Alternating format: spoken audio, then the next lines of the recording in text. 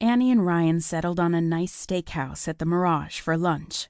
The hostess was a petite blonde dressed in a skirt that left way too little to the imagination, in Annie's opinion. The girl gushed over Ryan as she showed them to their table and handed him a menu. She laid Annie's down on the table in front of her. At least it was within her reach. "Where y'all from?" she asked. Although she'd said y'all, she hadn't even glanced in Annie's direction. "San Francisco," Ryan told her. "Oh, I've always wanted to go there. I've come this far from Tennessee, but I haven't made it to California yet. Maybe if I knew somebody to visit, someone who could show me around, I might get motivated about heading out west." Annie almost laughed out loud. What a ridiculous line. Ryan obviously didn't think so. He smiled one of his "I want to screw you" smiles. "I'm a firefighter at Station 54 in San Francisco. If you ever make it out, look me up. Ryan Hennessey. I'll show you all the hot spots. Nobody knows hot better than a firefighter." The girl giggled, and Annie, who was looking at Ryan behind the girl's back, made a gag face. She could tell that Ryan was trying not to laugh. "Well then, I'll have to plan a trip," she said. Then, as if suddenly noticing Annie was there, she looked at her and said, "What can I get you to drink, hun?" "Iced tea," Annie said. The hostess turned back to Ryan and smiled, this time wide enough to show her dimple. "And for you, sweetie?" "I'll have whatever IPA you've got on tap," he said with an answering smile. Annie could taste the bile at the back of her throat. When the hostess walked away and Ryan finally tore his eyes from her ass, Annie said, "How does she know we're not a couple?" "This is Vegas. Maybe she was hitting on us both." "Right. She didn't even know I was here for the first 5 minutes." Ryan chuckled, but left it at that.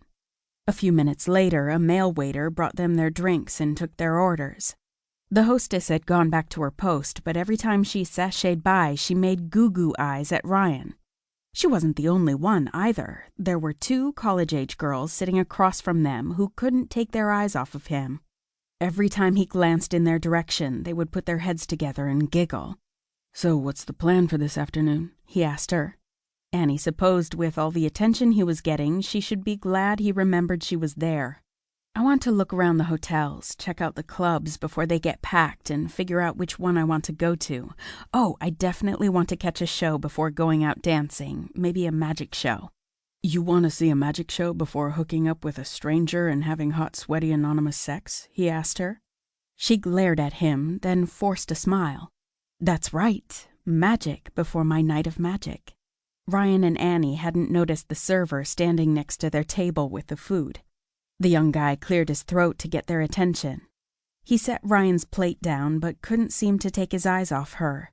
Then he smiled broadly as he gently placed Annie's plate down in front of her.